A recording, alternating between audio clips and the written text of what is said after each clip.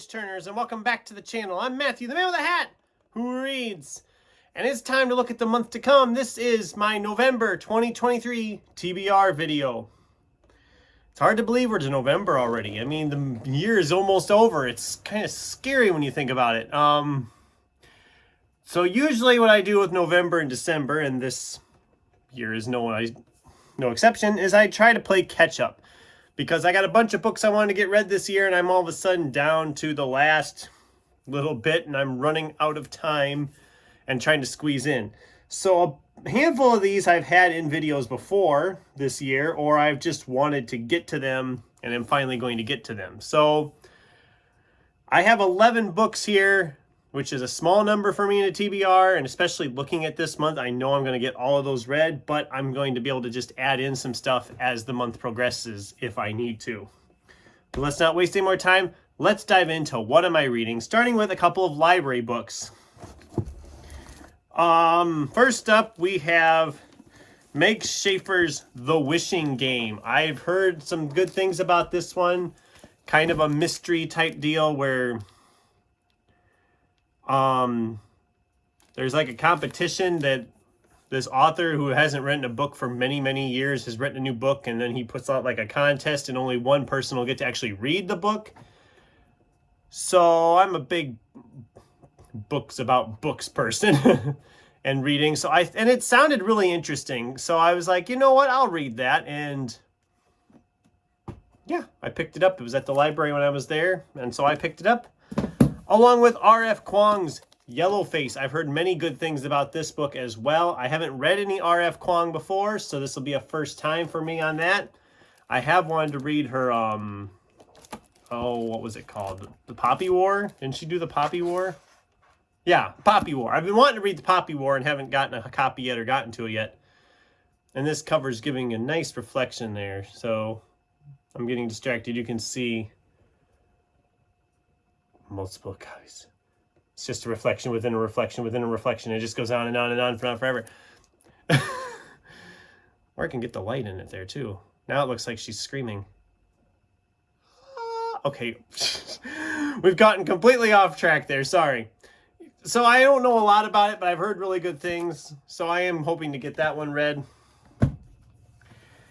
And then the next one, along with a couple books after that, I'm picking up for nonfiction November. There's an event going on where you read nonfiction. I'm probably got the most nonfiction I've ever read in a month right here. So starting with this library one, the answer is Reflections on My Life by Alex Trebek. Everybody loves Alex Trebek. I've been wanting to read this one for a while. I just haven't gotten around to it. I think it came out back in the midst of COVID, actually. Was it 2020? Yeah, 2020. So sometime during COVID, this came out. And like I said, everybody loves Alex Trebek. Rest in peace, man. I mean, I did want to read this one. And for nonfiction November, I thought it was perfect. Along with this book that I've been really excited about picking up ever since I got it. And I've been putting it on hold because I had Sci-Fi September and October of Horror, and it didn't really fit in either one of those. But this is Underexposed, the 50 greatest movies never made. I actually already started this as you're watching. I've been enjoying it so far, the little bit I've read. Essentially, they take the movie, kind of give us some background details on what was going on, and then kind of go into why it didn't actually happen. And already I'm reading some of this, and I'm just like, oh my God, that would have been an amazing movie or whatever, you know. This is one I want to do a review for, so I'm not going to go too much into it right now, but I am enjoying it so far. Then we have Brad Meltzer and Josh Mench's The First Conspiracy, The Secret Plot to Kill George Washington. I've read some of Brad Meltzer's fiction before and have enjoyed it. I've never read any of his nonfiction. This book looks like it shouldn't be too big of a challenge, I don't think. 400 some pages looks like. And I know he's written a few of these nonfiction ones as well. So I mean, it was on sale when I picked it up, so I'm tempted to try it. I do think I'll enjoy it for the most part. I don't know. I don't think it's one I'll read again and again and again or anything, but I don't know. We'll see. We'll see how much I enjoy it. But those 3 are for Nonfiction November. I know that's a big thing going on, along with the Read What You Own challenge, which I've got a handful of my own that I'm reading as well. So, you know, I am going to thin out my stacks a little bit, hopefully. I'll have my book haul video coming up here in about a week. And it got out of hand again, but what's new? I mean, that's nothing new, right? Believe me, there's like 23 books in that book haul, if I remember right, by my last count. And I don't think I'm going to be getting any books for a while. Knock on wood. I need to stop, so what else am I planning to read? Well, I've been wanting to pick this one up for a while. And like I said, I wanted to get it read yet this year. This is Brandon Sanderson's Mistborn. First in the Mistborn trilogy. I am not going to get the whole trilogy read anymore this year, but I will at least get started with it. I have books 2 and 3 now. They actually are part of the book haul that you'll be seeing in a week's time. But they probably won't be I probably won't get to either of those yet this year anymore, just because of all the stuff I'm trying to squeeze in. But if I really love this and decide to go ahead, I can go ahead on it if I want to. But I don't think that's what's going to happen. I do want to get this one read, though. I was going to read it back in April, and then I didn't do it. I read Warbreaker instead, and then I was thinking, oh, I'll read it in May. Well, I'll read it in June. Oh, I'll read it later on, and just kept getting shoved down the road. It's finally going to happen. Everybody's been talking about Sanderson for years, and I've just kind of dabbled in Sanderson. It's time to full-on commit to it. Then I'm going back into Larry Correa's Monster Hunter series with book 2, Monster Hunter Vendetta. I loved the first book when I read it earlier this year. I can't wait to dive into a second one from him and in this world. It's a longer one, again, 600 some pages, but I think I can easily get that read in there too. I do a lot of my reading at work in the downtime when the movie's going, and I have a really long 3.5-hour movie starting this coming Friday, so who knows? I'll have a lot of reading I can get done in that time. I might have half this TBR done by the end of that week of that movie. Who knows? We'll see what happens. But then we have some Ray Bradbury. This is a mystery novel by him. Death is a Lonely Business. I do love that cover. I've been wanting to read more Ray Bradbury. I mean, he is one of the greats. He's the GOAT. And I have a bunch of his stuff sitting around I want to read, and it's time. It's time to dive into some more Ray Bradbury and get some of that stuff read that I want to get read. And I know there's hundreds of books by him out there. I could read just Ray Bradbury, and I'd probably get a whole year out of it, but mixing it in works. Then we have Alex Segura's Secret Identity. This is a noir type book with 1975, the comic book industry is struggling.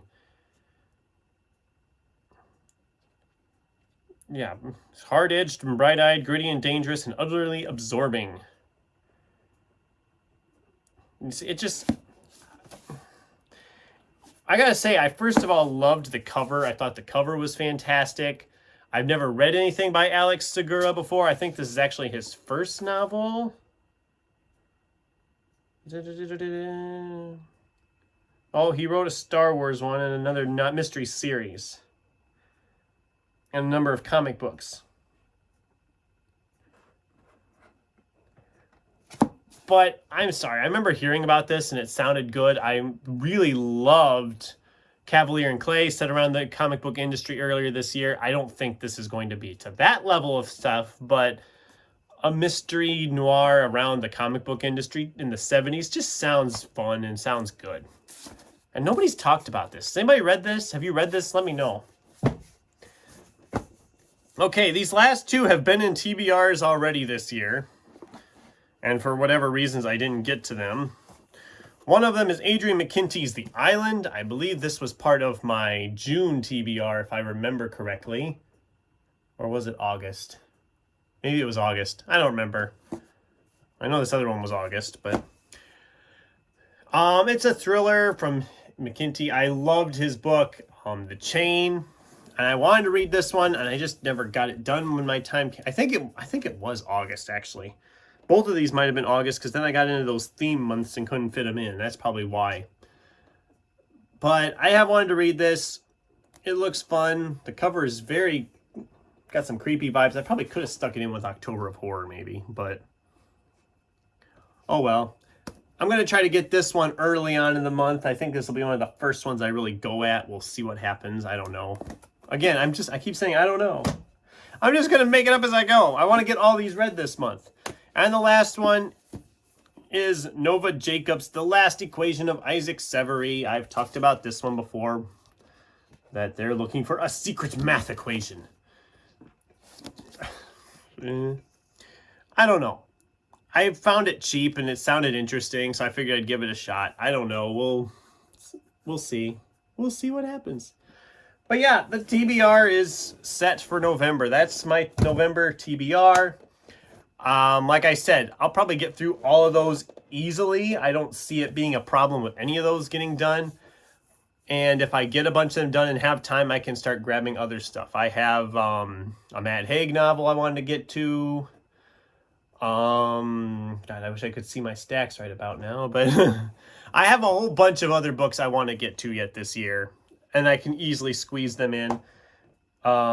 December's TBR is already filling up pretty fast too, because I'm trying to get everything set up for that. But that was my November TBR for 2023. What do you guys think? Have you read any of these? Did you love any of these? Did you hate any of these? What is on your November TBR? I'd love to hear from you and get a discussion going in the comments down below.